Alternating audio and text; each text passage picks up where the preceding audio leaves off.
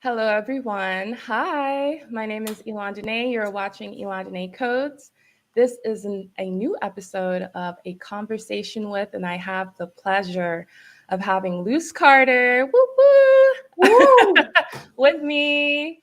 I'm so excited to have you on, Luce. I feel like we're going to have a really good conversation today. I love everything about you. I love what you represent. It's so much to say. But first, let's introduce yourself. Sure. So, well, thank you for having me. I'm equally as pumped to be here. So, thank you for that.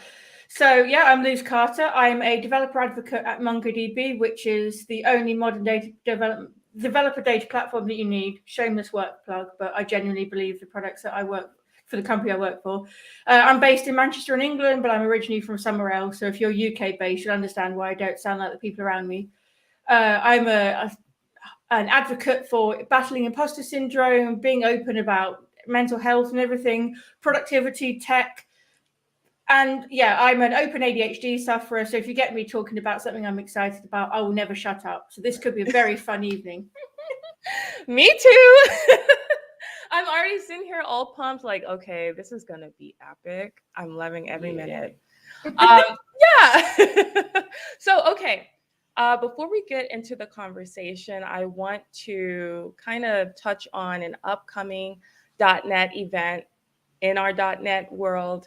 I talked about this in my last stream with the .NET book study, but I'm going to talk about it as well today since it happens tomorrow. It is the Blazor Hybrid event. It's Let's Learn .NET Blazor Hybrid.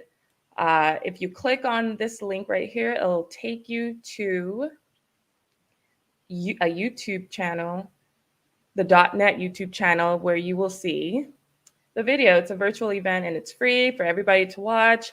It says in this month's .NET Beginner Series, let's learn how to blend desktop and mobile native client frameworks with .NET and Blazor. We'll get you up to speed with building .NET MAUI apps that can take advantage of native capabilities using your web skills. Come to learn something new and leave with something that we all built together live with experts, streaming live on Learn TV.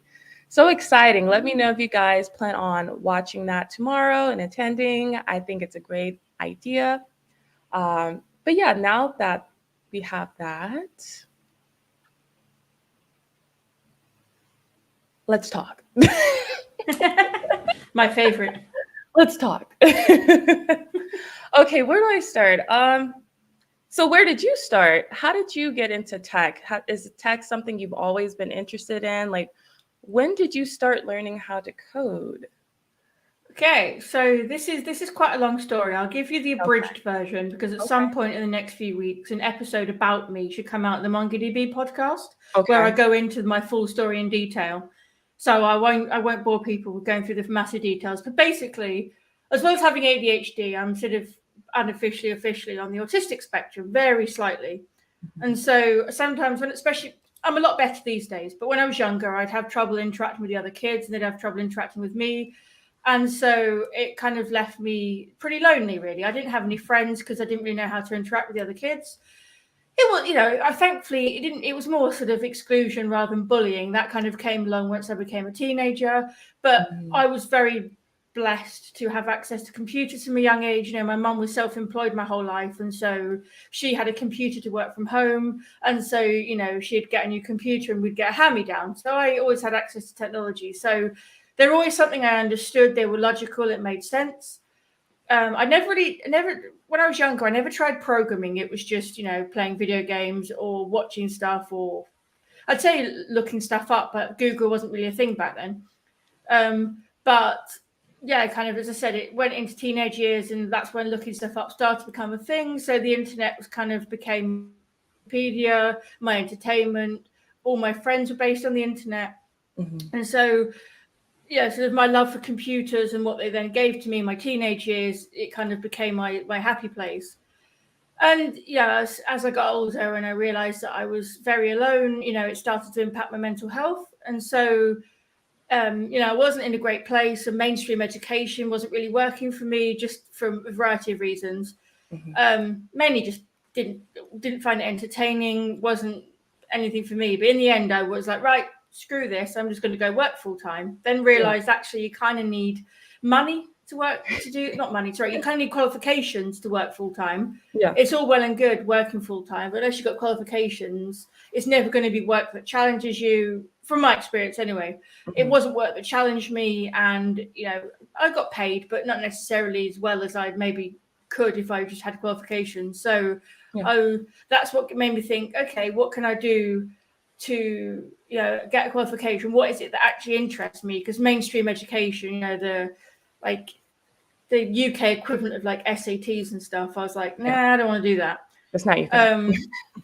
And so I ended up discovering that actually you can do courses that are just dedicated to computers and IT. And I was like, oh, wow, okay, cool. Because I was really good at like IT as a subject at school. I think I could have done even better if I just had a better experience at school and stopped changing school so much. But yeah, like I was like, right, I'm going to go back and do IT. And then like in the first year, we did what's equivalent of programming 101. And I was like, wait, I've used command prompt.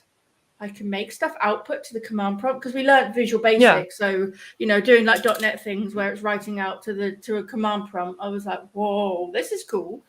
And then we got introduced to WinForms, which, for those of you that don't know, is kind of back in the day was I think it still exists, but it's just you don't tend to use it as much anymore. It was like a drag and drop like GUI builder, so that you could write the code for functionality, but you could drag and drop, and it was much easier. And so I was like, wait, I could also make programs. Whoa. Yeah. So, Fuel Enable's correcting me. Yeah, WinForms is still supported. I thought so. It's just that there's lots of things that people use instead these days. But yeah, like programming 101, I just loved it. But there was a guy in my class who wanted a qualification, but had been programming for years. So he didn't need to learn the basics. He was just there because he had to take it as part of the course. And he saw how much I loved it and how excited I was getting. And he basically said, oh, well, you know, like forget learning Visual Basic. I'll teach you C#. So he took me under his wing and he started to teach me C#. And, you know, it moved to a point where it wasn't just sat in class and doing it. He actually invited me to his house and then he'd teach me it. And then when we weren't coding, we'd play games or whatever. So I actually made a friend out of it. And then he introduced me to a social circle. So from being really lonely and having mental health problems, at 19, I had my first proper in real life friends thanks to C#. Yeah.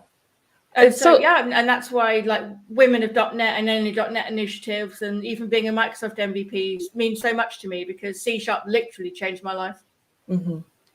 That is amazing. It sounds like we almost kind of had like a similar experience when it came to stumbling into C#. And I won't say stumbling, and I ask you this, did you feel like learning how to code and learning how to use computers, was that the most interesting option for you? Did everything else seem kind of boring? Yes.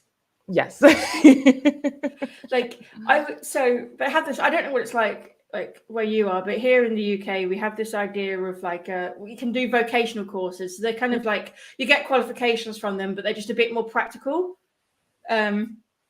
I guess you kind of have them in the US. I know that because I've watched Community and they have was it air conditioning repair school and all that stuff. Yeah. Like technical skills for trade schools. Yeah, that's it. Trade schools. I forgot the word, but yeah, you can. It's more sort of trade courses than dedicated trade schools, maybe. But yeah, basically, I was doing that, and it was very practical. It really suited like different parts of my personality. Of like, right, okay, you write. You follow this, and it told you for this assignment for this class you needed to do this and this, and it was done weirdly with like pass, merit, distinction, but then you could get combinations of them as you went through. But for each assignment, basically, it very clearly told you exactly what you needed to do to get pass, merit, distinction. So that's perfect for me. Just smashed it, just got through it and was like, right, point A, point B. yeah. So I ended up coming out of that with basically triple distinction, which is the highest you can get, because a lot of it was just written. But yeah, so I got a chance to sample all sorts of things, from animations to networking to programming to goodness only knows. But yeah, like for me, I was lucky enough to get to try whole different parts of computing. But yeah, programming was the one for me. I was like, oh, this is interesting. Cool. Yeah. I think it's like the fact that you can just punch in a bunch of like letters and numbers, and then all of a sudden you see something beautiful, and it's like almost like a perfect creation. I think that's what's so awesome about programming. Yeah, I mean, since then we've been on a roller coaster. I definitely think that I have a love-hate relationship with programming, which is why I'm not a full-time developer. Oh yeah, but it'll tug on you. It's hard to get out of that freaking wormhole, like when something is not right and you're trying to fix it. For me, I can find myself spending hours on something, and then I have to like literally pull myself away. Like, no, you are not. Yeah, sometimes for me it depends on the problem. Sometimes I'll be like that where I'm determined to fix it. More recently with Maui, it's more been like, oh, for God's sake, I just, because it's the tools aren't great on Mac, and that's where I've done most of my programming until recently and stuff. Yeah, I've kind of got to the point where I'm like, oh, for God's sake, I give up and I'm just going to start again with a new project. But that just takes too long. Yes. My biggest one, I think, is the falling back on the comfort of a new project. That's just not even just the, as I just mentioned, the whole I give up, I'll just recreate it from scratch. It's more of a, file new, then you click run and look, it builds and it deploys, and then it's just changing colors, and just that almost warm hug of working code of a new cultivation. That's cultivation. So okay, as you got into tag, where did you get your start with talking about imposter syndrome? Like, was it before tag? Was it after tag? Like, what does imposter syndrome mean to you? It's definitely after.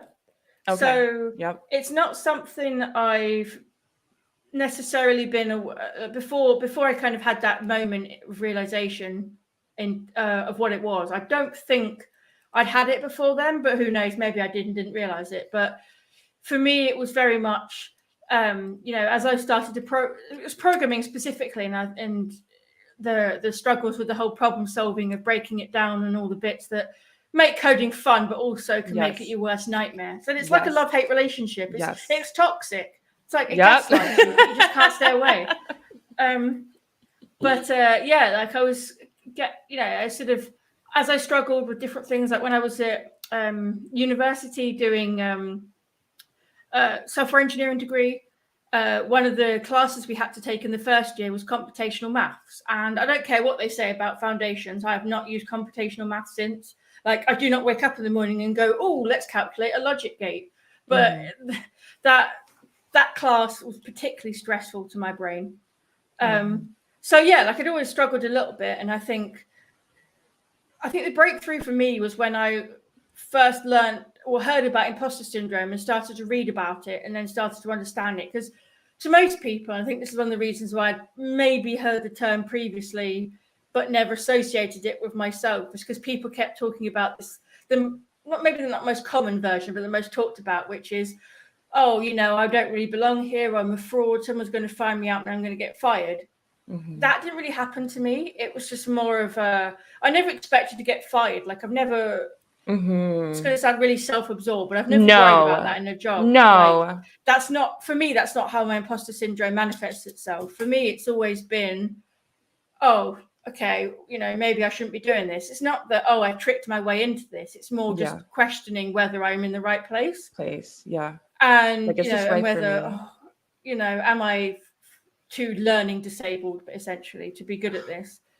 I'm in a good headspace at the minute, so I know that's not true. But, I was only, as I touched on earlier, I've got ADHD, and I was only diagnosed last July. So I've spent most of my life battling with all the symptoms that come with it, which makes all these things just more difficult. So, I know I belong in tech. It's just sometimes in programming, it just makes you feel a bit rubbish. But, thanks to the internet and getting into tech and stuff, sort of as I started to get out in the real world and work more, that's when I kind of started to sort of inadvertently end up more in the community, because I started to discover that community existed. I started to be able to go to things like the local .NET group here, because I'm actually very, very blessed. A good friend of mine, or some good friends of mine, run the local .NET user group here in Manchester, but it's actually one of the largest in Europe. So they get some really good quality speakers and content. And so, you know, it's mixing with that kind of community in the whole .NET space that really opened my eyes to, imposter syndrome, how it manifests, how actually the most powerful thing you can do is just talk about it. Yes, yes. I feel like, and it's so interesting, the way that it had manifested with me is, and this is kind of something that I had been experiencing, but I just didn't know what it looked like. I didn't think like that I was a fraud, but like as I started learning how to code and trying to put myself out there on Twitter in the community, it was more so like I'm not equipped enough to speak. I'm not advanced enough to speak on such a topic. And everyone is just this amazing expert. They know so much more than me. I shouldn't even think to add to the conversation. And were you going to say something? I feel like... Oh, no, I was just going to say that I bet you know now that that's not true, that actually the most powerful talks people give are when they just go, do you know what? This sucked. I struggled and this is what happened and what I learned from it. Like, yeah. Actually, people get more value when you're honest than the people that, you know, there's some people out there who, you know, don't get me wrong, are incredible speakers and they'll give you these amazing talks on these really complicated things that they did. Yeah. But that's just because they've got something cool to share in a short space of time. But I bet you they've got stories about the nightmare that went with it. I agree. Yeah. What I've learned, like even on like from a big picture level, is that what the basis of imposter syndrome is, and maybe you can agree or disagree, but to me, what it sounds like is that it comes from this idea that I am not who I say I am. Please define me. Kind of. Please validate me. Please give me approval. Please see me the way that I want to be seen. And for me, like, it's torture. It's torture to always put yourself, like your being, into someone else's hands and say, tell me who I am. Tell me that I am who I say I am. At least that's what I've seen for me. And you get to a point where, and we can like talk about like what you think about this. You get to a point where it's not enough. It will never be enough. You'll never be happy. I literally, before we even got on this call, I had looked up imposter syndrome.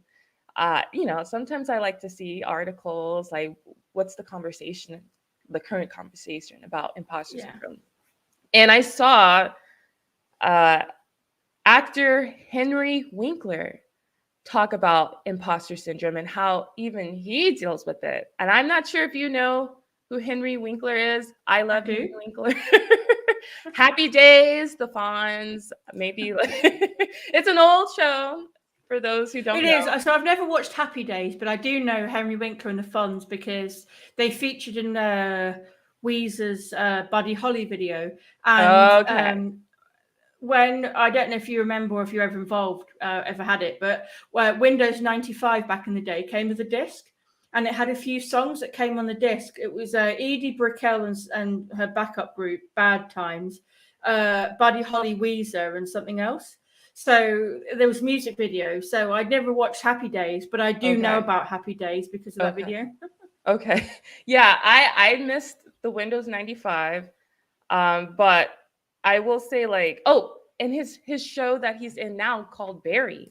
Like, it's like Henry Winkler is a legend. And the fact that even he has imposter syndrome, that's how you know like this whole thing is a joke.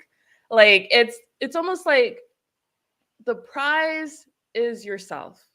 Like no matter how big and successful you are, if you feel like, you know, that you need that external validation, the successes will never feel like real successes. It's I feel like how you fight back against imposter syndrome is I am who I say I am. I am kind, like all these positive affirmations, like this is who I am. And I don't care what you say. I don't care what you think about, like, this is me. And I feel like that is the real success. And that's what I'm starting to learn. which makes doing this whole thing so easy for me. But what do you think? Like, what's on your mind with that? No, I agree. I think for me, I don't necessarily see it as like external validation in some ways, because at least personally for me, I'd say if at the times when I'm struggling the most with code or whatever, or a programming problem and it's driving me nuts and I'm feeling like my confidence has been completely knocked, I don't feel like someone saying to me, oh yeah, you're still a programmer, would make me feel any better about my broken code. But at the same time, I know what you mean. Like, even if I don't necessarily stand on a stage and talk about tech, because I don't see it as me standing on stage because I want the validation. But I guess in some ways, indirectly, that's exactly what it is, because you're basically going, oh, I'm measuring my success on whether I'm able to deliver a talk on this topic. If I can deliver a talk on this topic, then I've written a demo that works. I've put an explanation together. I put a story together. Okay, I do know what I'm doing. Mm-hmm. Yeah, I think. So I don't think me standing on stage and I say driven by imposter syndrome. It's more just because I learn new things and like to tell people, and I love an excuse to go somewhere new. Of course. Why not? You get to travel. But yeah, I think certainly for me, imposter syndrome is just should I be doing this? Like, do I have the skills to do it? Am I good enough? And I guess even if it's not external validation from a person, it's external validation from a successful app or a program that works. Yes. Like, that's like, oh yeah, you do know how to do this. Like, look, you made this. Yeah. And it's like, like that external, like it's something that is outside of yourself. And in order to feel like whole and complete, like you feel like you need that outside thing to go the way you want it to go. I don't, does that sound like, okay, that registers? I think it's, the crux of imposter syndrome is just basically how the level of which we beat ourselves up for things that aren't in our control when stuff goes wrong, really. That's what it comes down to. If we get stuck on a problem, it may not even be our fault. It could just be, it's a bug with whatever we're working with. I use preview stuff quite often as a Microsoft MVP. I'm lucky enough to get early access to things, and so I'll trial things early just as a side project to try it out. Yeah. And so there'll be problems with it that aren't my fault, but because of imposter syndrome, I intrinsically just blame myself. No. You're first. Well, no, it's not like the problem with this product, it's my fault. It's more that my brain's first thought when I hit a problem that I can't explain isn't, oh, the product's probably broken. It's, oh, something I've done wrong. Yeah. I know. I relate to that. I relate to that for sure. Like, I think, and it's so funny because, I do relate to that with learning how to code. Like I would be, going along with a tutorial. I'm like, okay, I'm learning. I haven't done this before. Let's see what this is about. Can I replicate that beautiful project? And then something would break. And I would think like, oh my gosh, what am I doing wrong? Like, I would get frustrated at myself. But it was after like doing further research, like, maybe it was a NuGet package that is like outdated or something. Something could be outdated. Tech is always moving. It's always like evolving. Yeah. Things grow old. Sometimes you just got to keep up with the timing and the pacing. And it kind of like made me think like, maybe I should start giving myself a little bit more like the benefit of the doubt. So yeah, and I think the thing with tech tutorials as well is that they're a bit like painting the Golden Gate Bridge. It takes so long to paint the whole thing that by the time you get to the end, you've got to start over. Yeah, and tutorials are the same. By the time you finish your tutorial, the tech's out of date. Yeah, like, you might get lucky. Yeah, and find that you're okay. But I work, as I say, I work as a developer advocate at MongoDB, but my majority of my work involves writing articles and tutorials. And we're forever having to update things because new features come out or something changes and the code doesn't work anymore. And, tech is forever evolving and always evolving. Yeah. And so sometimes it's just easier to jump on the roller coaster and not worry about it too much. Like, don't put too much pressure on yourself to have to keep up all the time. Just accept that this happens. And I think, not just as content creators, but as content consumers, just understand that, you know, people have put time and effort into this and stuff can get out of date. So before you start raising issues or writing comments that are just horrendously cruel, just remember that it was accurate at the point they published it. Yeah, no, that is a really good point. That's a really good point. Like, you know, that's what it's almost kind of like seeing past the veil of tech. Like, because I feel like people who haven't been involved with it just yet, who are at the beginning of their journey, they look at it as like this huge thing, like, oh my gosh, like I could never do something like that, or like, how can I be considered a thought leader or anything like that with something this huge? And once you learn and you know, time passes, you start to see past the illusion, like, you know, hey, we're just doing what we can do to the best of our abilities. And, yes, you know, everyone's human. Yes, exactly. It's problem solving. So, yeah, there's I don't know if she's watching or not, but a good friend of mine on Twitch called White Panther, but she's like my friend in real life, but she's a Twitch partner. And so there's lots of people who sort of fan person over her, and it's like, oh, wow. And it's a bit like that, you know, it's behind the veil. It's like, no, it's just a human being. Just like everybody else. Exactly. It's that whole outside thing. It's just such an interesting topic. But what I want to ask you is, like, what do you think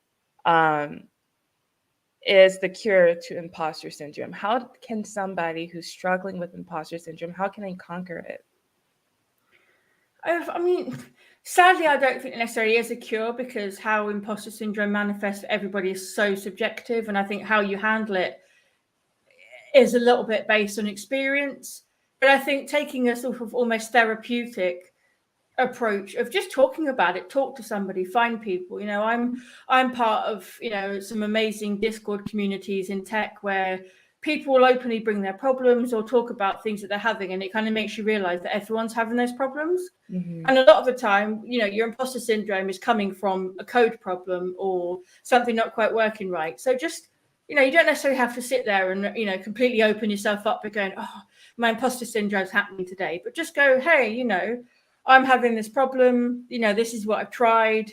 This is, you know, what I think the problem is. Has anyone got any thoughts?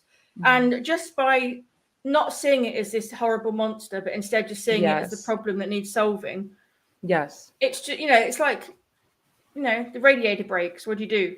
You know, you call a plumber. Like, you just go and speak to people and talk about it and get help, because, you know, the problem stops being, it's almost like there's a riddle or something, isn't there, about what stops existing once you talk about it, and the answer's a secret, but the concept's still the same. Like, you know, once you talk about it, it's not a thing anymore. I'm not necessarily saying that as soon as you say, oh, I'm struggling, you'll feel better. But a lot of the time, all imposter syndrome is this wall that you're putting up to beat yourself up because you can't solve the problem.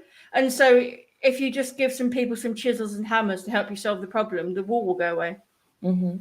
Yeah, it's that's such a great point. And what it sounds like to me is that imposter syndrome and a problem is really only perception, your perception of it.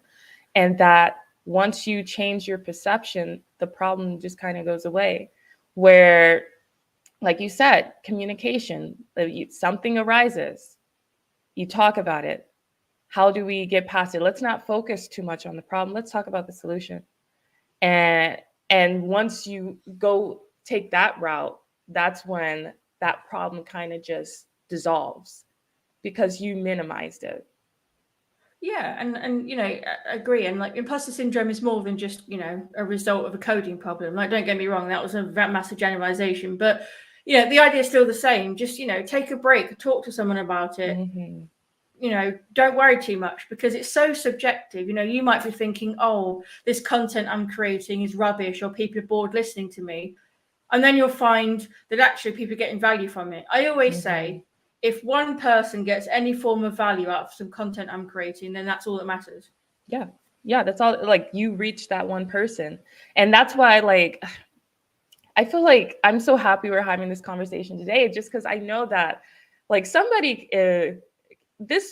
what we're talking about resonates with somebody Whoever like picks this, whoever clicks on this video, it could be years from now, but it is valuable. I feel like all of this is just great. And the funny thing is that talking about it helps, but sadly, I would almost argue that you can make that instance of imposter syndrome go away, but I don't know any long-term cure to never having it again. Mm-hmm. But you just get it in different ways. I don't worry so much anymore about some of the content I create. Like I don't worry, am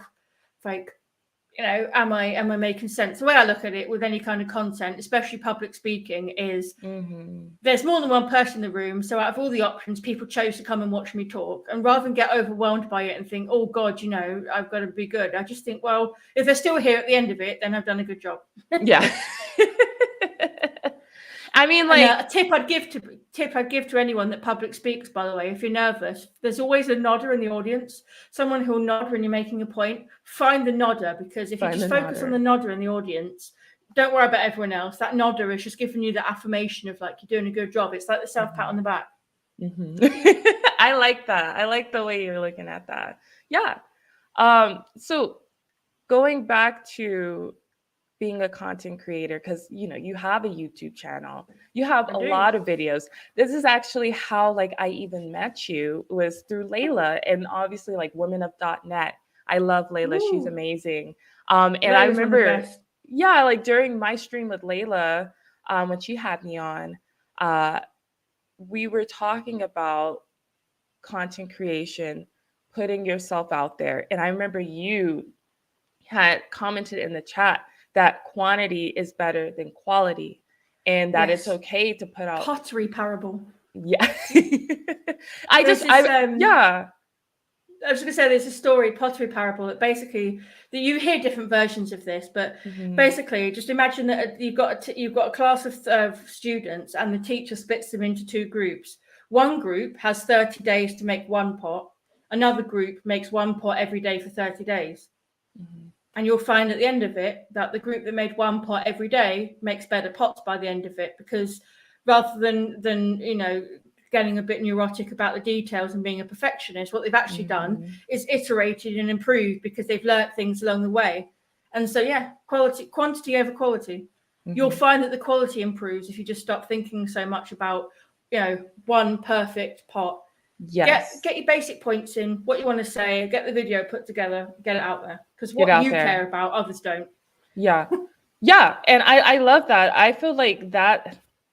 And I kind of, once I made the decision that, this is what I want to do, I want to create content, I didn't want to wait anymore. And I took your advice as well. It was also just like wanting to put stuff out. And I will say, like, it got me more comfortable. It got me more confident in having an online presence and, speaking to a camera. But I will also say that at a certain point, I did kind of get burnt out. And I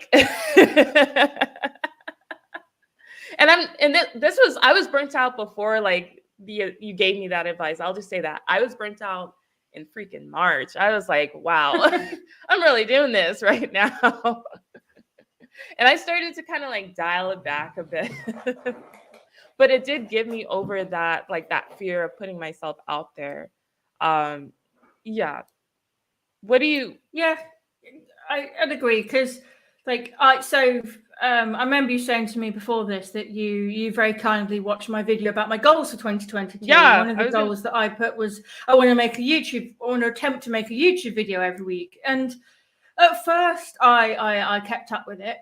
But then it got to a point where, because I said I was going to do it every week, I had to do it every week. But I didn't necessarily have fun doing it, because there was too much pressure to find the time to create the content, to edit it to the standard that I wanted it to. Because in my head, I could see, the graphics I wanted to pop up and the animations I wanted and all these things that, quite frankly, I'm no video editor. I do my best, but it just meant that it ended up sort of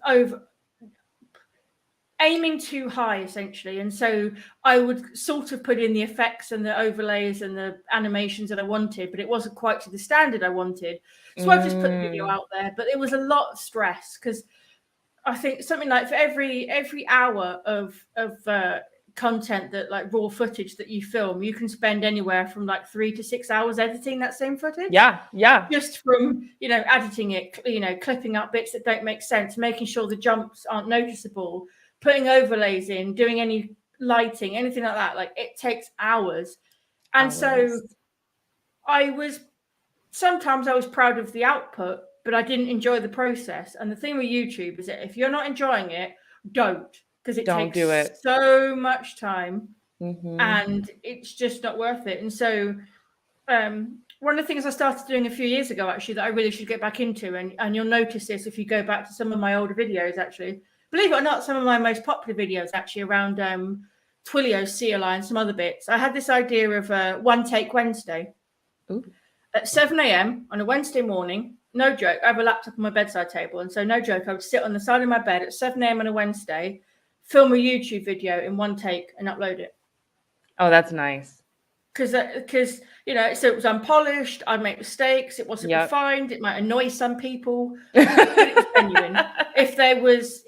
If I hit a tech problem, you saw it. If I made a mistake, you saw it. It was it was a truly, transparent and honest reflection of, hey, you might see this video and think that I'm a really experienced programmer and, and expect me to be perfection. But hey, even someone who's coded for years will do stupid things. Yeah, it's like kind of like we were talking about before, getting past the illusion. And I will say, like, what I've grown to like is I like editing, but what I do like, I like doing these live streams just because, it's kind of like it's uncensored. You don't have to edit anything. You can, if you make a mistake, hey, you make a mistake. And it's also, it helps me because I feel like I'm getting more experience with public speaking and just putting myself out there, having conversations with people. I feel like it fits me more, and it's fun for me. Yeah, I think a lot of people find that because, like you say, it's uncensored, it's in the moment. So, as long as you don't overthink it, it'll be fine. Hey, Dominic, my colleague Dominic's here. Live streaming, actually, I think people could learn a lot from it about YouTube videos. And it might sound really strange, but with live streaming, you realize that people show up to watch the content like deliverer, they don't worry, they don't care whether your code is perfect or you've got fancy effects or, emojis or all these things. Like, people are literally there because they just want to hang out with you. They want to have a laugh. They want to chat to the kind of people that you bring to your streams because it's a good community. And it's the same for YouTube videos. Like especially at the start of the year when I was making some videos I still had the momentum to at least be semi-ambitious, the editing I did. I was, getting annoyed by different bits. And as I mentioned earlier, I'm in like a Discord community. And in there, so I could be, these people are like my internet family. Like, I'm very honest with them. So I was like, I hate this bit in the video. It's annoying. And someone's like, oh, I didn't even notice. Like, I'm fine with that. Like, people, it's the same with videos. Like, people don't care. They come to watch you. They still get, they still get value from it, even if it's, you might be sat there thinking, oh, this jump is bad, or sorry, jump might mean much to people that don't video edit. Jump cut, basically, where you're going from like one scene to another. Like, you might notice a slight difference, or, oh, I'm not happy with the way this animation worked or something. The viewers don't care. They're just there to learn something from you. And, okay, some of my videos this year that have gone the most well have been the ones that I spent more time editing, but that's only because I also spent more time thinking about it and making 1,000 takes. That's what I'm realizing is that, sometimes people don't care about the super polish. What people like, people want fun. People want people want to feel like that, that their voices are heard and that their concerns are heard. And that's what I realize is that we just want fun. Even when we're watching somebody else's content, if that person looks like they're having fun and you can tell that they're genuinely having fun, it makes you feel like you're having fun, because I think that fun is contagious. Yeah, and I think that's one of the reasons why my One Take Wednesdays videos were quite popular, was because I wasn't overthinking what I should make a video on. It was just whatever at the time. So I think, my Twilio CLI video is one of my most popular on my channel, and that's just because I'm a Twilio champion, so it's like their community champions program, and yeah, that's awesome. I was able to watch Twilio Signal, which is their annual developer conference, and this was back in 2019, I think. They announced CLI as a new product, and so I just decided, hey, it was announced on a Tuesday, so on my One Take Wednesday, I just installed the CLI and videoed it. Mm-hmm. But I didn't overthink it. I didn't worry about it being polished or writing a script or doing anything. It was just hey, I'm going to install the tools. Let's just go on a ride together. Yeah, I think when it's easy, it's easy. When it's fun, it's fun, and I think that's what helps when it comes to being a content creator. It's just remembering those facts.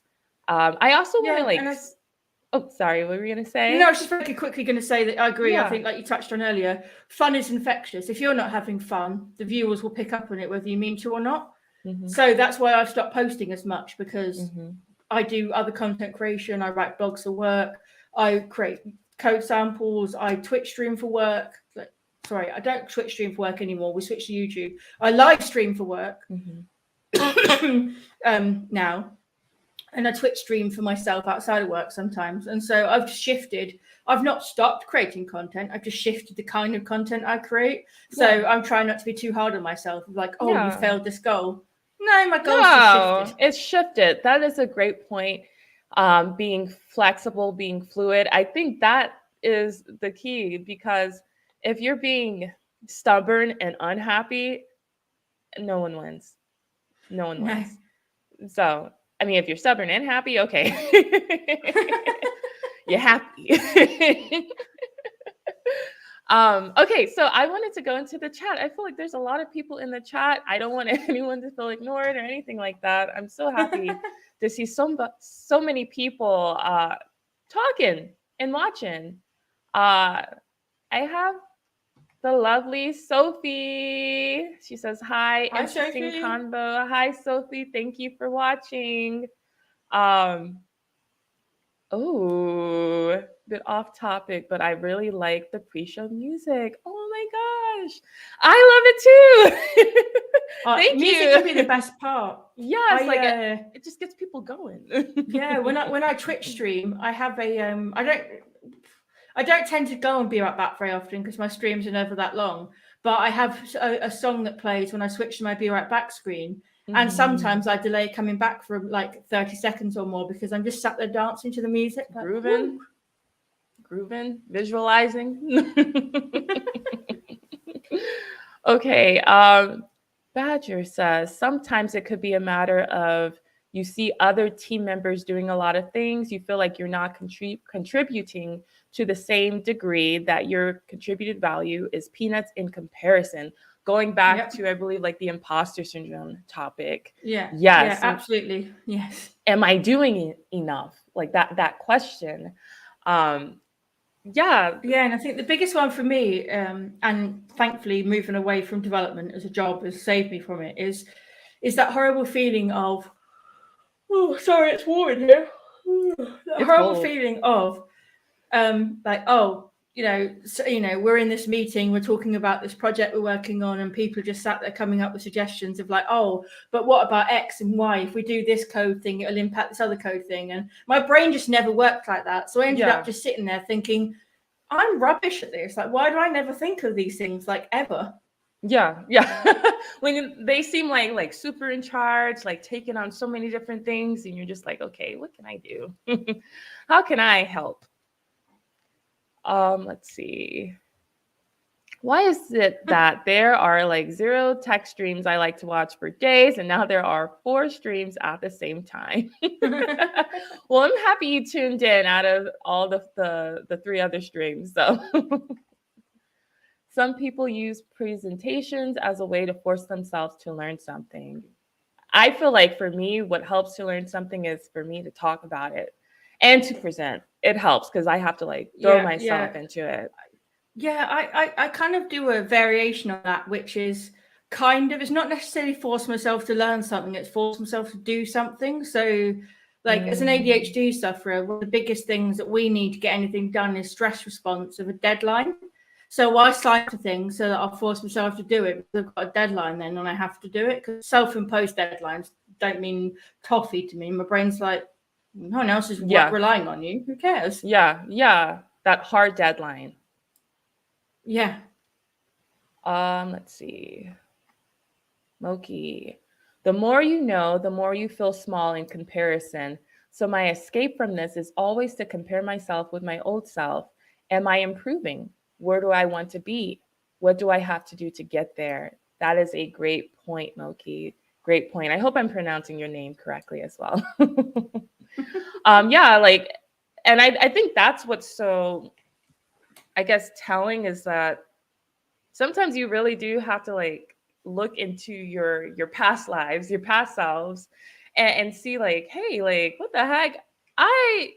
Me 2 years ago, if I knew that I am doing what I'm doing now 2 years ago, I'd be so happy and my mind would be freaking blown. Yeah, like even just going back like 3 or 4 years, you know, I discovered what DevRel was, developer relations, which is what developer advocacy falls under, for those that don't know. It's literally like, you know, you basically get paid to create content and potentially public speak and travel around the world and get paid for it. Like, it's crazy. Oh, beautiful. But like, you know, I first discovered what it was and I really wanted to get into it. And like, I think I gave my first public talk in 2018 because I gave a talk at my local .NET user group because I'd got a slot to speak at a conference in the September. So I wanted some practice on the same talk. Yeah. And so, you know, I was very nervous. And funny enough, my first conference talk is how I met Layla, actually. She was in the audience. She was my really encouraging, smiley nodder in the audience. She's so amazing. And we've been friends ever since. She's one of my favorite people. I think she's brilliant. She is brilliant. Yeah, like, so, you know, but going back then I was, you know, nervous, and I get nervous now sometimes, don't get me wrong. Like I had the honor of doing a 2.5 minute demo during MongoDB's developer conference keynote in June. And so there was like 3,000 people in the room, and I was told it would be dark and then the light would shine on us. No, you could see that it was 3,000 people sat there in front of you. And then there was another 5,000 or so watching online. And that was, that gets your adrenaline pumping. But on the whole, especially if it's a talk I've given a few times, I'm very relaxed. But go back a few years, I wouldn't believe you if you told me that I would be working in DevRel for an amazing company with amazing people. I'd be a Microsoft MVP for the 5th year. I'd get, you know, I'd be part of Women of .NET. I'd be, you know, giving talks everywhere. I could get on stage without being nervous. Yeah, like I'd be like, really? That's crazy. For me, it helps to just tell myself I'm actually excited, and you know, rather than being nervous, I'm excited. Psychology trick. Yeah, that's psychology. Yeah, there's a psychology trick. If I don't, it's not I have to do this. I get to do this. It's reminding yourself that it's not. It's So when I did this keynote in June, there was quite a few things that changed leading up to it. But my colleague Karen, who's like, she's amazing, but she's also really like inspiring. She kept quoting Billie Jean King's "Pressure is a Privilege." Oh, so we just had to keep reminding ourselves that pressure is a privilege. It's like, it's like, this is crazy, but like, this is so true. Like, freaking do it. Like, it's like, this might be nuts, but we're the ones that get to do it. Like, this is a privilege. Like, enjoy it. And so I did. So, you know, even though in the space of about 3 weeks, loads of stuff changed. I flew out to New York to rehearse, and then within the 2 days, what I was demoing changed for different reasons. Like, stuff was changing constantly, but I just kept reminding myself that you get to do this. You're getting paid to do this. Like, this is awesome. You're in a keynote. You've worked at the company for a year. Like, go smash it. Yeah. Oh, that's beautiful. That is awesome. I'm feeling it's all about mindset. Like, if you just like, it's too easy to get caught up in, you know, what's difficult in life. But as someone who's, you know, faced, you know, my life's not, you know, necessarily been the hardest of anyone you'll meet, but it's not been easy either at various times. And so I just keep reminding myself that, like, this is fun. This is a ride. Like, this is fun. Like, don't take it too seriously. And it's not even like a, you know, fake it till you make it thing. It's just, you know, constantly making the most of it. Like, whoa, I'm in New York, take pictures. Or like, let's get it. 2 weeks. 2 weeks ago, we had a team offsite, and it was in Vegas. So I flew in on the Monday and left on the Friday. Like, I was in Vegas for like 5 days. It was ridiculously hot. It was a ridiculously long way to fly during a climate emergency. But I got to see Vegas. I got to meet loads of my team in person for the first time and see some others. Best team I've ever worked with by a country mile. So, you know, I had the pleasure of hanging out with them and being a part of it and learning things. And, you know, someone with ADHD and, you know, people associate Vegas with the Strip and casinos. That amount of lights and sounds is my idea of hell. So Vegas is not somewhere I ever thought I'd ever go. Went to Vegas, nowhere near the Strip. Awesome. Was around a few slot machines because they're everywhere in like the airport and the hotel. But apart from that, that was it. I didn't have to gamble. No, it was, you know, I got to, you know, I didn't have to go to Vegas. I got to go to Vegas for a few days and like meet my colleagues. Like, yeah, that's awesome. I got to go on a trip, but I didn't pay for it. Yeah. That's awesome. Looking at it from like a positive perspective. Yes. Yeah. My motto, so I just had a rebrand done with my personal branding. And my motto kind of now is spread a little sunshine. Like just, you know, bring some happiness with you. Like life is depressing. Why do we need to bring ourselves down? Be kind to ourselves and just enjoy what we get to do. And that is okay. The way you just said that, it reminded me of why I felt like this conversation was meant to be. I went to your freaking website and I saw like how every time you go to the website, because like I noticed like, oh, that's an API. Full of dad jokes, right? Yeah. And like every time you click, is it canahasdadjokes.com? They have an API. So yeah, I just call it every time you refresh the page. Yeah. I mean, I thought it was brilliant. I was like, wait a minute. Because like it was just such a funny joke. Like, I guess like if you want to refresh to get the jokes. And I have an API on my website. So I recognized it being an API. Every time you click on my website, it's an inspirational quote. But like, I just love the fact that you and I both, we love positivity, making things lighter than it needs to be. Yeah, life will find ways to stress you out. Like, so we've just got to, you know, the Dory, you know, from Finding Nemo, it just keeps swimming. Just keep going. Like, keep swimming. You know, don't get me wrong. Like, there's times when I get a bit burnt out and stuff. Like, I'm human like anybody. We're human. But, you know, as a general rule, I just try and keep happy. I think, especially because, you know, as I said at the beginning with my story into tech, like I was in a really bad place with my mental health when I didn't really have any friends in real life. So I've had friends in real life since I was 19. I'm now 33. So the majority of my life I was on my own. And so like as someone who went through all that and has now come out on the other side, I'm like, well, my life is great. And that's how it should be. Yeah, I found my people. I get to do what I love. Like, you know, sometimes I still pinch myself that I'm like, wait, I get to do this? Yeah, like, you know, life is great. And so I just try and enjoy every day. That's beautiful. That's beautiful. Yeah. I wasn't in the best place when I got into tech. I was a wreck because of COVID, you know, and like feeling isolated. And this was like after I had just moved out, you know, my own apartment. Let's get it going. Couple months later, COVID happens, quarantine, isolation, mental health, sadness. And it's like, for me, tech was I won't give it that much credit, not to be rude. Like tech was the light, but it was the light in which I found myself. And so discovering that it shone a spotlight on you. And exactly. Just, you know, highlighted how awesome you are. Yeah. Thank you. Yeah, I like to think that. And, you know, just that I can do something different. And, you know, I can believe in myself and see how far I go. Let's see how far we can go with doing something different. It can be different. It could be what people might laugh at if you're interested in it. But it's about what you think about yourself and believing in yourself, like fiercely believing in yourself. Like I never thought I'd get into tech.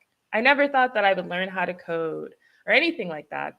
And so it was just from a fierce belief in myself to be here today. So I'm so excited.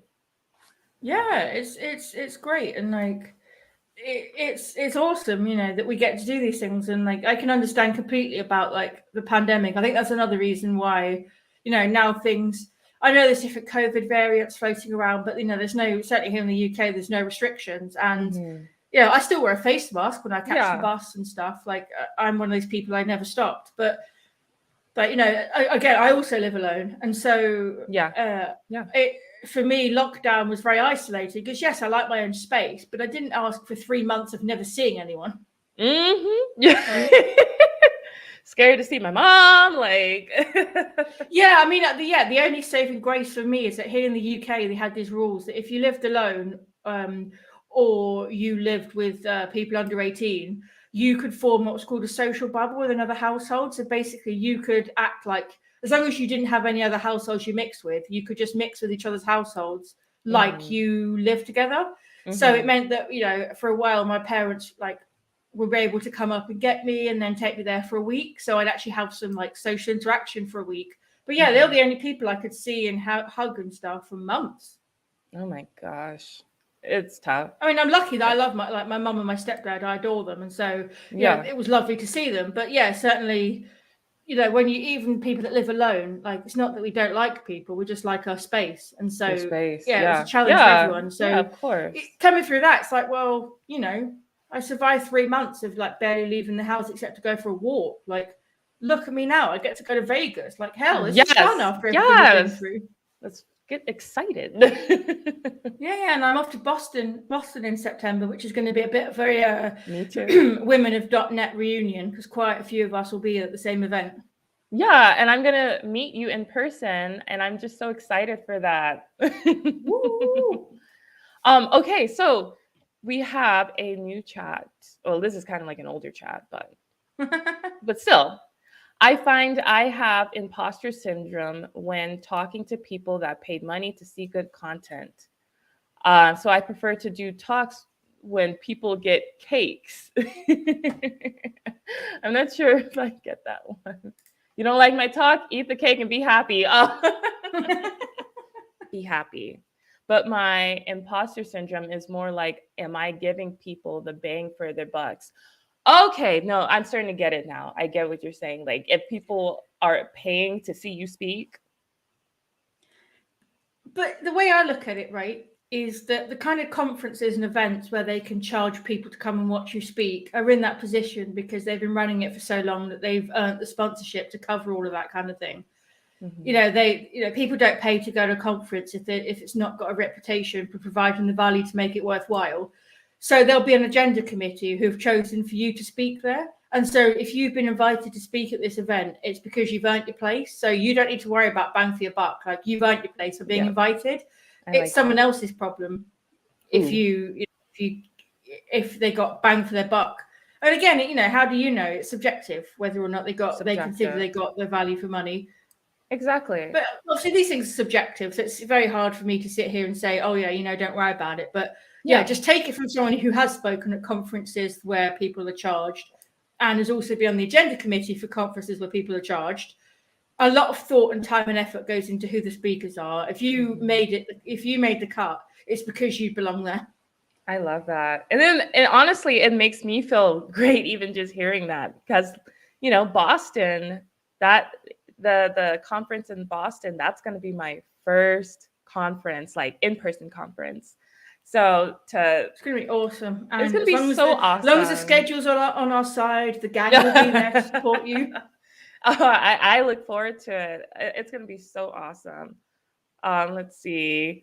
Also, Elon, I like the way you do interviews. Good work. Thank you so much. It makes me so happy. I'm having a great so much fun. Me too. I feel like, and we're like past an hour, and I feel like we still have so much to talk about. Oh my God. Hey, I got time. If the people still want to watch, I'm not going anywhere. Yeah. Let's see. I've coded for 20 plus years, and I still make stupid mistakes every single day. Yep. That makes me feel good. Yeah, it's honestly, it happens all the time. Thanks, Dominic. Okay, so yeah, what I wanted to also talk about was atomic habits. You mentioned that love that in your goals video on your YouTube channel. what does Atomic Habits mean to you? How has it helped you? So I think it's kind of fundamentally changed my general foundational thoughts around productivity. So I take quotes from the book, I highlight in Kindle. So I brought up the highlights because I'm like, I can quote some magic here right now, so you can understand the points I'm making. So some of them, some of my favorites are things like, if you can get 1% better each day for 1 year, you'll end up 37 times better by the time you're done. Ooh. Well, 1% is nothing. Yeah. Another one is, let's find it out. Yeah. Goals are about the results you want to achieve. Systems about the processes that lead to those results. You do not rise to the level of your goals. You fall to the level of your systems. So rather than worrying about the goals that I set, I've put a lot more time and effort into putting systems in place to help me succeed. So I'm a big fan of the app Notion, which like is basically like a glorified database really under the hood. That's all it really is when you break it down. But it allows you to add links and photos and do markdown and and link between pages and stuff. It's very, very powerful. But rather than worrying about, I want to do X, Y, and Z this year, I've actually stepped back and gone, okay, well, I need systems in place to do that. So Notion, I have a whole life management system that puts the systems in place to help me succeed, because it's all well and good having goals, but if you've got no way to track what it is you're working on that will work towards those goals, you'll never achieve them.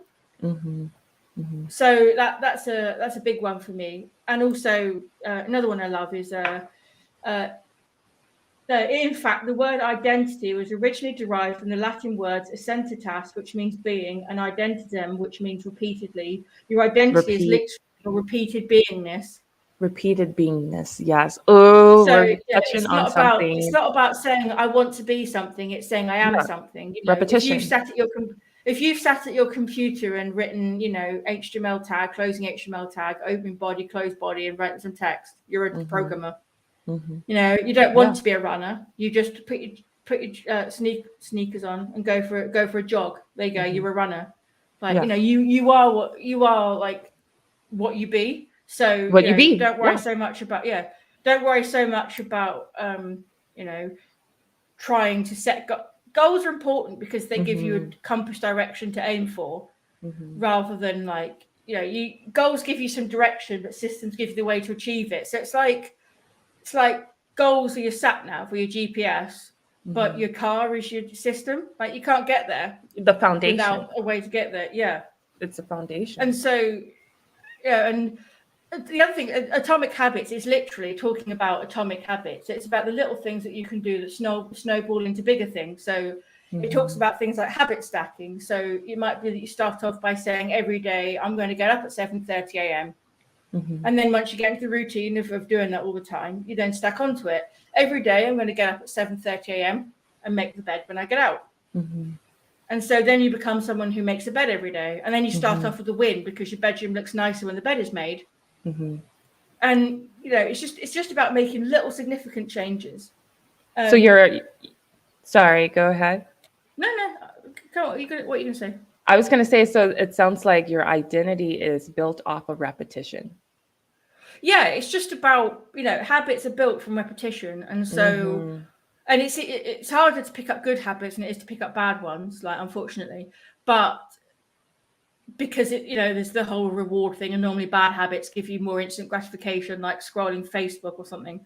But, it's important. Like one of the things that he talks about in the book, which I had heard of before, but I just thought was so powerful, is a few years ago, from about maybe 2012 onwards, maybe 2008 Olympics, the British indoor track cycling team were kicking ass, basically, doing incredibly well. We've won a ridiculous number. Team GB have won a ridiculous number of gold medals and stuff in track cycling, and almost out of nowhere.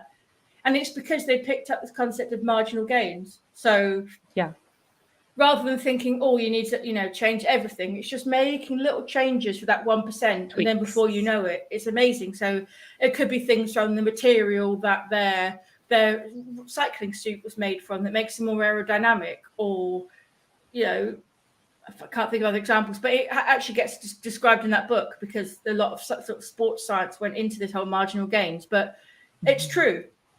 Another good example he puts in there actually is this idea that if you set off from LAX airport to New York City, if you adjust the heading by just 3.5 degrees south, which is a very, very tiny amount in the grand scheme of things, because, you know, degrees, you can go 360, so 3.5 is nothing, you'll land in Washington, D.C. instead of New York. Like, there's tiny little changes. Like that's you know, that small change over, that small little bit over time will compound into a bigger thing. So Atomic Habits is just all about giving you, you know, understanding that makes sense, that makes you want to follow this idea. And then it's the idea of you know, literally Atomic Habits, just how little changes you can just put them in place in your life to achieve great things. Don't get me wrong, I am not some like great success story that achieves a load of things. Like my ADHD makes it very difficult to finish things. I don't believe you. No, trust me, there's a lot of things on my plate right now that I wish I'd finished months ago. So it happens, but I feel more in control. And the other productivity book that I swear by is David Allen's Getting Things Done. Because in it, he says that your brain is for having ideas, not for storing them. By making sure that you've actually got a place to store and write down all the ideas that you have, you're freeing yourself up to not only stop worrying about those ideas because you know they're in control, but also have new ones. So yes, I don't achieve as much as I want to in many ways, but I also feel much more relaxed than I used to, because even if stuff's not getting done, I can tell you what needs doing because I have a good system in place. Your system. Was it easy building your system? Yes and no. It was the basics were very easy once I'd read David Allen's Getting Things Done, and like all the others like Atomic Habits and what other ones are there? Deep Work by Cal Newport and Building a Second Brain by Tiago Forte. They're all not based off, but they're all inspired by Getting Things Done methodology, because David Allen wrote this back in the 80s, I think, maybe 90s. Okay. And so, for me, Getting Things Done was the big aha moment where I spent a few days, I threw away most of my paperwork, I sorted through all my drawers. And, I had that big moment in my life. And then all these other books I've read since then have always just kind of built on that and gone, oh, that's really interesting. It resonates with me and I'll try it a little bit. But yeah, I just, I love it. And it makes me feel like relaxed and happy. And it's just nice. Yeah. One of the things that I liked that you had said in that video, your goals video, was that the benefits of having a system is that you can rest assured that each day you're doing what you need to do, and you can be happily present and not put it's kind of like a paraphrase of what you said, but basically not putting your happiness on the back burner or, holding yourself hostage from your happiness because of a goal. Yeah, so that could come from one of two books. So did it come from Atomic Habits, or did it come from Make Time by Jake Knapp and John Zaratsky, who used to work for Google? Have a quick look.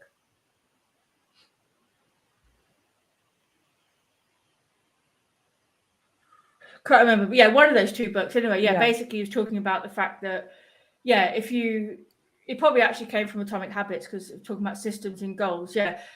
Goals make you think, oh, okay, I need to postpone the happiness until I achieve that goal. Whereas if you just give yourself little things every day to be grateful for, you're not postponing the happiness. It's like, say you set yourself a goal of running a 5K in under 30 minutes. What you're basically saying is that until I run it in under 30 minutes, I'm not happy every time I go for a run. Yeah. And it's like, well, that's no fun. That's not a way to live life. No. And I love that, because that's one thing that has been like kind of heavy on my mind as well. It's like, as you're trying to, at least for me, looking past imposter syndrome and putting myself out there, past the illusion of fear. This is who I am. This is what I'm about. And like, I think it's like once you get rid of the fear, you feel like all you have left is you and your desires. And there's so much focus on that desire and on that goal. Like, I want to do this. This needs to be done. I want to do this. I know I can do it. But it'll almost drive you crazy as well. From that obsession, where it's kind of like you're putting that goal above you. like I can only love myself or be happy within myself if I meet this goal. And it kind of like, it pisses me off sometimes. And this is not something that, I always struggle with, but it's something that I've kind of been trying to balance within myself, is that I refuse to put my happiness on layaway Absolutely not. because of a goal. Like the only reason why a goal is because you made it a goal. Yeah, but the caveat to that is you don't want to put your happiness on hold for a long-term goal. So in the book Make Time, they talk about this daily highlight, and all it is a goal that can take 60 to 90 minutes to achieve, that you can do each day. You can block time in your calendar for it to make sure it gets done. It could be anything. Anything takes 60 to 90 minutes. It could be a batch of admin tasks. It could be 60 to 90 minutes working on something you're creating. But because you've blocked time for it and you're going to work on it, you're guaranteed a win every day. Set a goal. Ooh. If you do your 60 to 90 minutes, whether you finish it or not, if you took like 60 to 90 minutes out of your day to do it, win. So you've set a goal, but you've not postponed your happiness because you've done it. You've already, almost in some ways, you're already starting off with a win because you set a goal. Yeah. It's built into your system to win. It's built into your system to be happy. Yeah, and the other thing you can always do with things like that is, if you struggle to find joy in things without them being linked to a goal that's kind of a bit further down the road, is start off every morning by writing down 3 things you're grateful for. Ooh, yeah. Because it reminds you to just stop and what's the phrase? Wake up and smell the roses. Yeah. Like, it's just taking the time to, it could be silly things like, today I feel great, or the sun is shining, or I'm grateful for the friends that I've got, or I'm grateful for the delicious meal I ate last night. Like, it could be anything, but you're just starting your day off by being grateful for things. And so you're reminding yourself that you've got things to be grateful for, and that life's great. Life is great. It's like stopping and pondering and accepting, hey, my life is great. And, I have a goal, but my life is still great. Yeah, because life can run at 1,000 miles an hour. If we don't take time to just pause and appreciate what we've got and what we're doing and what we experience, life can run away from us. Yes. And actually, sometimes just taking a pause, whether it's to appreciate what's happening or just taking a pause, you'll find yourself more productive. It's like people, and I'm a terrible one for this, people that don't take time off because it's, I don't have time for it, I've got too much to do. After a while, you're not as productive as you were because you're just damn tired. So if you just take time off, yes, you might be losing 1 or 2 weeks out of your schedule, but you'll be way more productive when you get back because you're well rested. Yeah. Pausing is good for you. Pausing. Yeah, it makes us being present, being here, being now, and accepting it as it is. And, like, it's okay. And I think also with that, like with the goals, because I can be very goal oriented, where I will be obsessed over it. And I get tunnel vision. I see nothing but the goal because I know I can make it happen. But I think going back, like, to not put that goal so high on the pedestal, because at the end of the day, goals change. It could be a goal to do something, and then you're like, that's not for me. Just how, like, earlier this year, I was like, I'm going to make all of this content. I'm going to put it on Instagram. I'm going to put it on YouTube. That's my goal. And then I'm like, I don't want to do that. I don't have to do that. So it's like kind of just going back to yourself. Like, this is me. And I'm happy here and now. I'm happy with myself here and now. Yeah, and there's nothing, like, as I said in my goals video, I think there's nothing wrong with having goals. Goals are important because they're the compass that gives us direction. Yeah. But you can't put off everything in life to focus on you can't put off happiness and satisfaction for the goals. So goals give you direction, but have systems in place. Take time to appreciate what's going on around you, because actually, if you just take time to appreciate, and even just appreciate yourself, like, one of the things I do is I have accomplishments database on Notion. So anything that I achieve or I'm proud of, or something nice that someone said about something I've said or done, I will just add it to this list, because then you just start to create all these things Not only when it comes to like professional review time, when you can be like, say to your boss, like, hey, look at all these things I did, I'm great. Actually, also it's just a reminder to yourself that, yeah, okay, this goal that I set isn't achieved yet because it's going to take a few months. But damn, look at the things I'm doing along the way. Look at me, I'm awesome. Pretty much, yeah. There's nothing wrong with that. I'm awesome. Exactly. Okay. Okay, so speaking of books, you have a book that you're in the works of coming out with, an upcoming book. Can you talk about that? I'm so excited. I sure can. So I am in the middle of writing a book called Beginning MongoDB Atlas with .NET. So it's all about MongoDB Atlas, which is our cloud database product. It's a whole developer data platform. Like, to most people, you think database, but actually we've got all sorts of things from, oh, my camera might turn off because it's too hot. Okay. I wasn't joking when I said it's warm in here. Let me open a window and see if it comes back to life. Okay. Yeah, it's kind of cold on my end. It's because I have all these lights, so I blast my AC. So that's why I kind of like have the sniffles during my streams. But yeah, feel free to keep. I won't be as crisp. I won't look as good, but you'll be able to see me, which is better than nothing, right? Yeah. Change perspective from fancy camera to webcam. It still looks good. But yeah, so what we're talking about? Your book, the MongoDB. So MongoDB is this developer data platform that's just so many different products, from the database to, the ability to create beautiful graphs and charts out of your data without having to do any fancy code. We've got like app services for authentication of functions and triggers and all sorts of things. So it's kind of it starts out as an overview of what is, our different MongoDB products and why they're great. And then it moves into a tutorial, so you can actually create your first .NET Web API project using MongoDB Atlas as your database to do basic create, read, update, delete functionality in .NET. So, you know how to get up and running with it.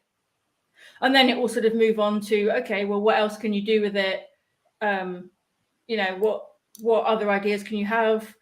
And that sort of at a high level sounds quite simple, but there's quite a few chapters that build into it. So it's things like, okay, well, this is what our products are, but then you've also got a chapter on this is how you create an account and load the sample data set. So this is how you create an account. There's a chapter on this is how you start off by creating a cluster of databases in the cloud.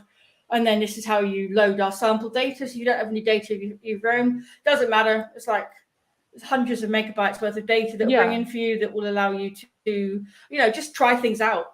And then it talks about how you can, the different options you've got for how to browse and manipulate your data, whether it's in the browser, in our GUI, from the command line, from the CLI. So many different ways of doing it. So it just takes you through all of that to give you the tools that you need to get started. And then it goes, okay, well, we know how to do all of this now. Let's just go ahead and actually make something with it. And then by the end of it, you'll have like a foundation of knowledge where you can then go on and take over the world with .NET and MongoDB. That's so exciting. So you're kind of like, it is for somebody who has not touched MongoDB just yet, you're that gateway basically with this book. Yes, yeah, you don't need any prior knowledge. I always joke, and I think this maybe stems from imposter syndrome, but I am an expert beginner. So I am not an expert, I'm an expert beginner. So I will teach you to get started in multiple different things, multiple different frameworks, languages, tools, but I'm an expert beginner. So this book is absolutely aimed at a beginner. You might need a little bit of sort of background technical knowledge in terms of, I'm not going to tell you what a web API is. I'm just going to tell you that we're going to make one and stuff like that. And I might, say, file new, and this is some screenshots. But yeah, on the whole, there's some bits I'm not going to hold your hand through. But if you're any kind of developer or slightly technically minded and you've got an interest in this stuff, that's all you need. You don't have to come into it with a load of knowledge. I give it to you in the book. Oh, I like that. And you know what? There's nothing wrong with being an expert beginner.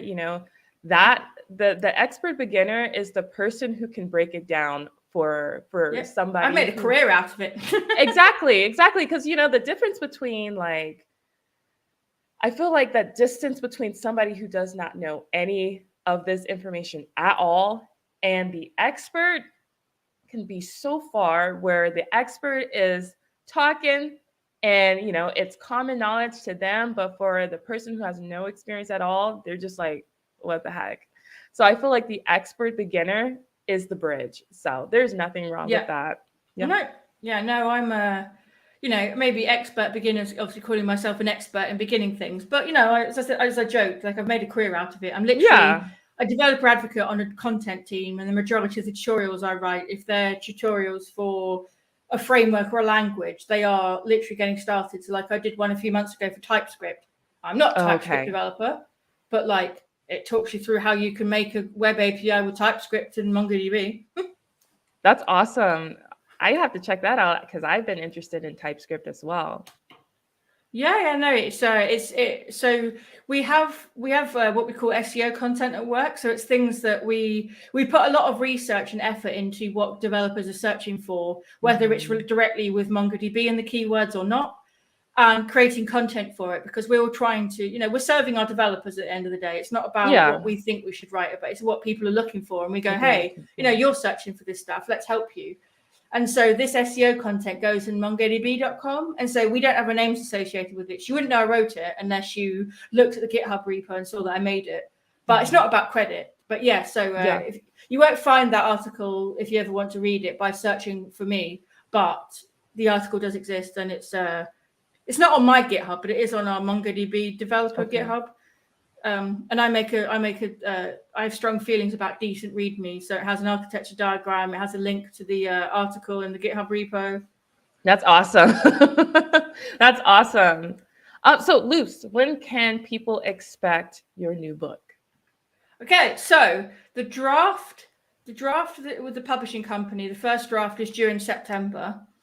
After that, I don't know how long it will take to go through the whole editing process, tech review, then being, you know, printed and published, as well as put in like Amazon and stuff.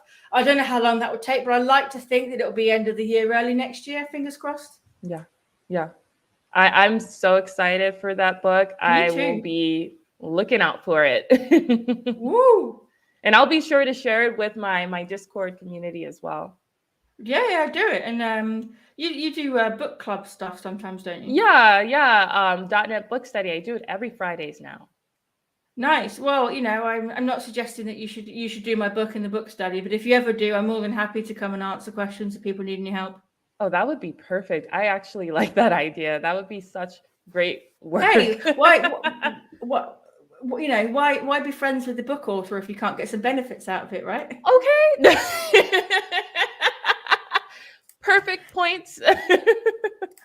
So, okay, it looks like, wow, we've been talking for almost an hour and a half. I knew this was going to be a great freaking conversation. So as we wrap up, where can people find you? So the best place to find me is at Luce Carter 1 on Twitter, as seen in my name handle here on the screen.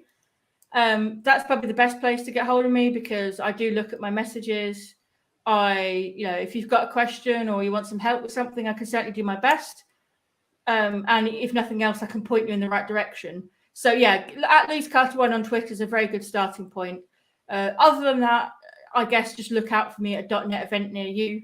I seem to involve in quite a few of them. Like when you were showing the upcoming .NET events at the beginning, the one on August 9th, the .NET Conf focus on Maui. I'm in the agenda. Yes, that's awesome. Obviously, I'm doing DevReach in September. God, I don't know if people realize how much I'm doing at DevReach, but I'm doing a 30-minute bit as part of the workshop on the Sunday, where I'm introducing MongoDB in the workshop.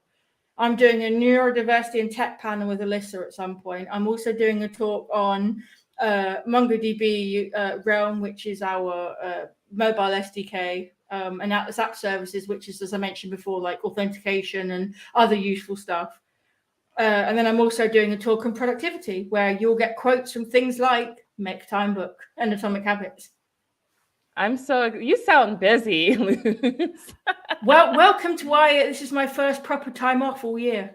Oh my gosh. Well, I hope you are resting it up. I am. To be honest, I've got so many non-work things to do, like writing the book and blog posts for other people and stuff, that I feel guilty not doing an awful lot at the moment, but I know that I need to take the time to rest. You need your rest. Yes. I do a little bit each day, and I'm going to do a bit more dedicated time tomorrow. I'm just trying not to turn my days off into basically just doing another 8-hour work day, but just not for work. Yeah. So do you have any final thoughts or, opinions or words or anything for our viewers? Just, keep being yourselves. You're all awesome. Spread a bit of sunshine, have confidence in yourself, and don't be afraid to talk about things. If you're struggling with imposter syndrome, or you want to get into tech, or you want to get into public speaking, if you can't find other people to reach out to, just reach out to me on Twitter. We've all been there. The only way we can get rid of imposter syndrome is to grab a sword and fight it together. Yes, I like that. Luce, it's been incredible chatting with you. Thank you so much for joining us in a conversation with. I hope you have a great rest of your day. I hope you all have a great rest of your day. And enjoy your vacation. Thank you. It's almost over now. Yeah. Okay, bye, y'all. Bye, everyone.